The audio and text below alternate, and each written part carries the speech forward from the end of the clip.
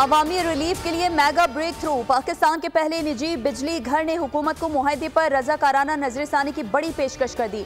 Liberty पार मुनाफे में कमी और नया मुआहदा 100% डॉलर से पाकिस्तानी करेंसी में मुंतकिल करने को तैयार।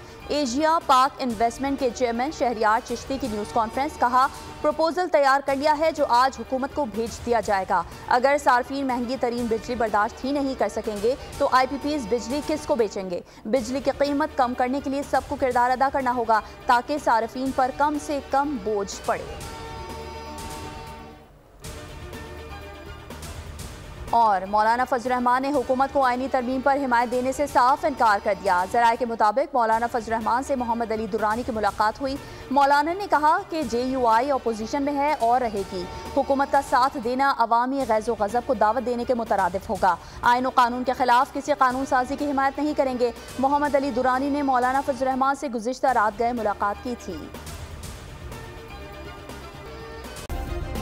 सब्सक्राइब करें और बेल दबाएं ताकि कोई खबर रह न जाए।